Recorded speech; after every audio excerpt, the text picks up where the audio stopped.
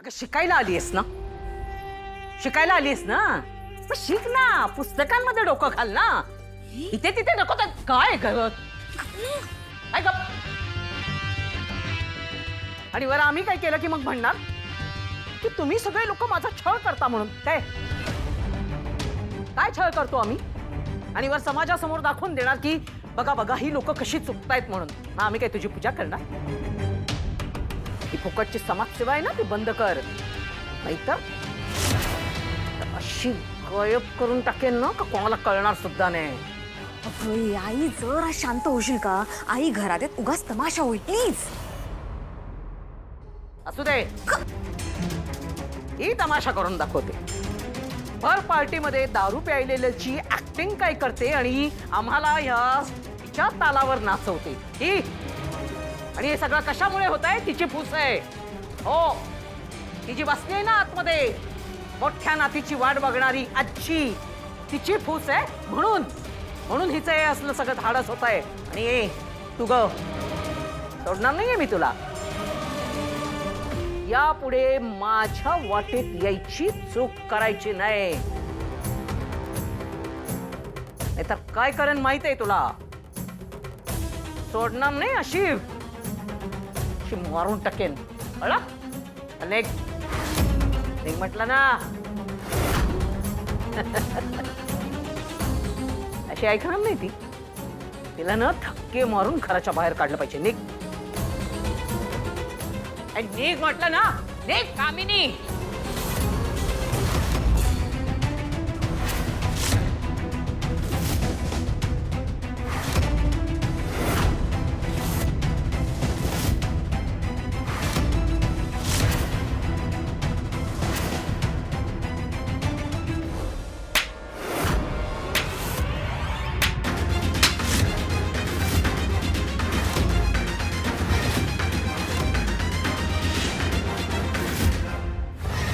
तिच्या अंगाला हात लावायची हिम्मतच कशी झाली तुझी?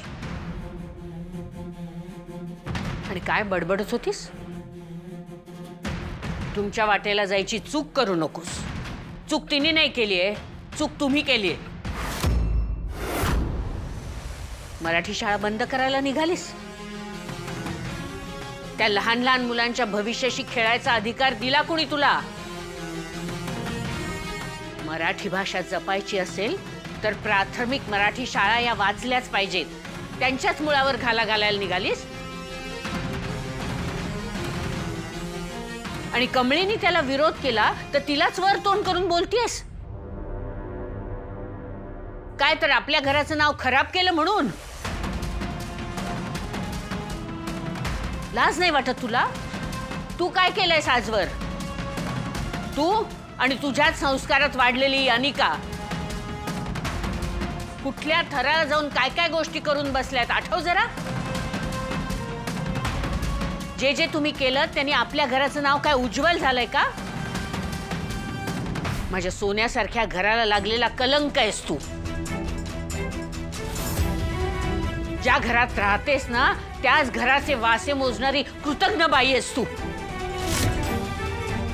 आजवर केवळ तू माझ्या नवऱ्याची बहीण म्हणून मी गप्प बसत होते. आता मी गप्प बसणार नाहीये. कामिनी, तुझ्या प्रत्येक चुकीची शिक्षा मिळणार आहे तुला. कुठलाही निर्णय घेण्याच्या आधी माझं थोडं ऐकून घे. काही गरज नाहीये. खूप ऐकलंय. आता तुझ्या नादी लागून माझं तोंड खराब करायचं नाहीये मला.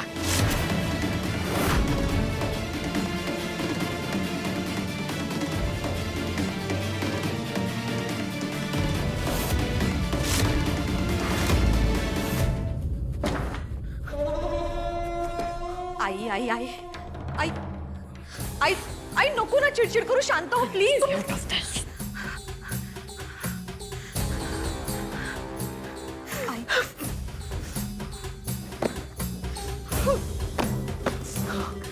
काय गरज होती या थेरडीला इथे मध्ये मध्ये करायची?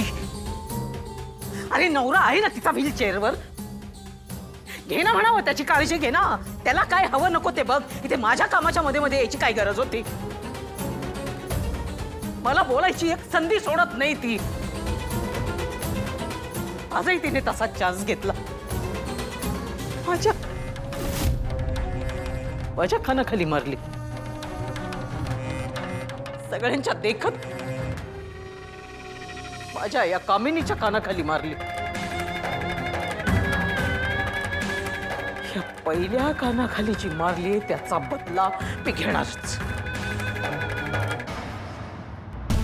ए ग्रॅनी आजी, पहिल्यांदा नाही मारली आहे, दुसऱ्यांदा आहे. पहिला मारलेलं तेव्हा विसरलीस का? अनिका, काय हे?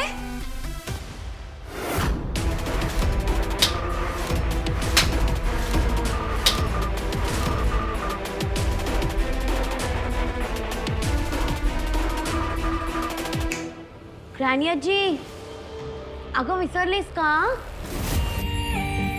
रिशच्या घरात सगळ्यांसमोर तिने तुला थप्पड मारलेली. तेव्हा पण सगळ्यांसमोर तुझा डिसरिस्पेक्ट झालेला. तेव्हा पण तू अशीच चिडली होतीस. अनिका, जरा गप्प बसशील? तुला अक्कल आहे का ग? दिसत नाही आई चिडली ते? का तिला त्रास व्हावा म्हणून हे सगळं मुद्दाम बोलतेस तू? हा? नाही रागिणी, ती बरोबर बोलते. काही चुकीचं बोलत नाहीये माझी हनू.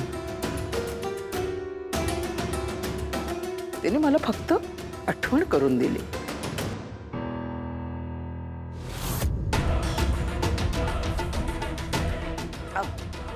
अनिका, जा ग्रॅनी आजीसाठी पाणी आण जा. मॉम, अनिका, पाणी आण, चल.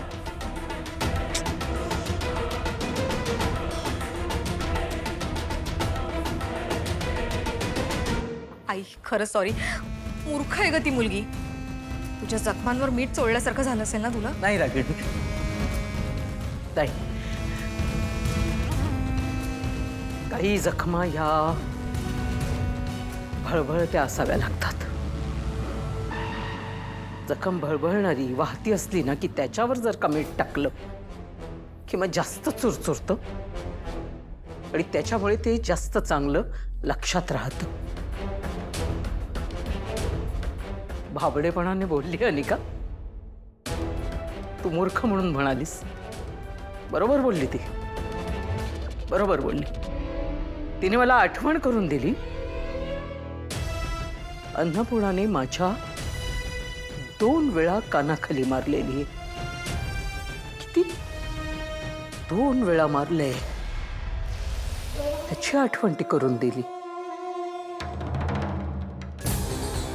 या 2 कानाखाली ज्या काही मारलेल्या आहेत ना त्याचा बदला मी घेणार पूर्ण व्याजासकट. संक्रांती ते ना, संक्रांतीची वाट बघते ती. तिची संक्रांत मी कडवट करणार. ती पण मी करणार स्वतः 100%.